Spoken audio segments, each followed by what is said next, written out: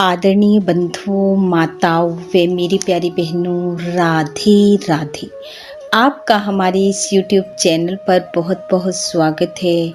बंधुओं, आज हम इस वीडियो में माघ महात्म का 5वां अध्याय सुनेंगे, जिसे सुनने सुनाने से भगवान श्री हरि की कृपा से मनुष्य उत्तम सुखों व अंत में उत्तम गति को प्राप्त करता है।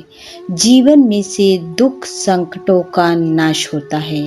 महात्म सुनने के बाद यदि आप हमारे चैनल पर नए हैं तो कृपया हमारे चैनल को सब्सक्राइब करें, बेल आइकन को प्रेस करें ताकि हमारी वीडियो की नोटिफिकेशन सबसे पहले आप तक पहुंचे। वीडियो को शेयर व लाइक भी जरूर करें। बंधुओं, कल के अध्याय में हमने सुना गुरु वशिष्ठ जी राजा दिलीप को बता रहे हैं कि एक बार दत्तात्रेय जी ने महिष्मति के राजा सहस्त्र अर्जुन को माघ मास का महत्व सुनाते हुए कहा कि जिस मनुष्य ने मानव देह धारण कर माघ स्नान नहीं किया उसका जीवन निष्फल गया।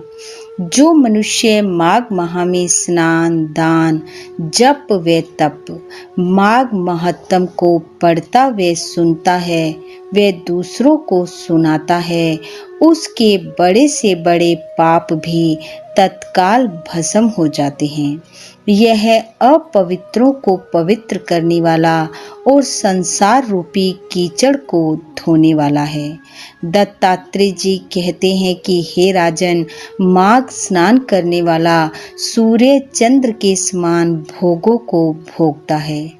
बंधुओं, यहाँ तक की कथा हमने कल के अध्याय में सुनी।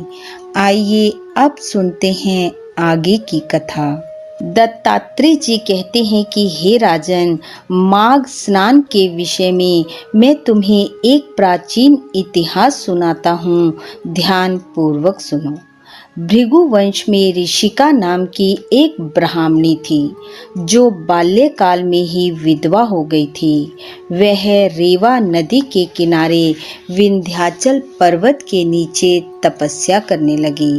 वह जितेंद्रिय, सत्यवक्ता, सुशील, दानशीला तथा तप करके देह को सुखाने वाली थी। वह अग्नि में आहुति देकर उच्च वृत्ति द्वारा छठे काल में भोजन करती थी। वह वल्कल धारण करती और संतोष से अपना जीवन व्यतीत करती थी। उसने रेवा और कपिल नदी के संगम में 60 वर्ष तक माघ स्नान किया और फिर वहां पर ही मृत्यु को प्राप्त हो गई।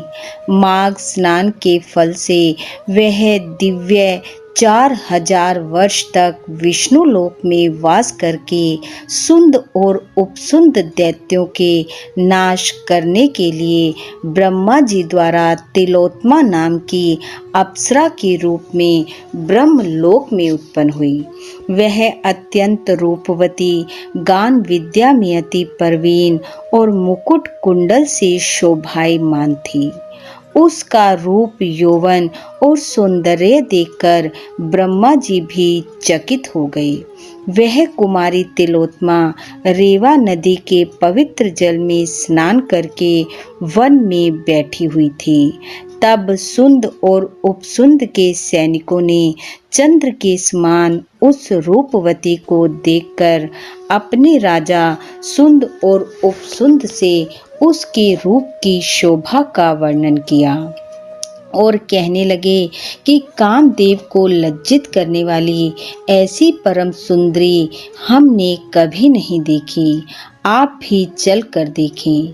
तब वह दोनों मदिरा के पात्र रखकर वहां पर आए जहां पर वह सुंदरी बैठी हुई थी। मदिरा के पान से विहल होकर काम पीड़ा से पीड़ित हुए दोनों ही दैत्य आपस में उस स्त्री रतन को प्राप्त करने के लिए विवाद ग्रस्त हुए और फिर आपस में युद्ध करते हुए वहीं समाप्त हो गए। तब उन दोनों को मरा हुआ देखकर उनके सैनिकों ने बड़ा कोलाहल मचाया।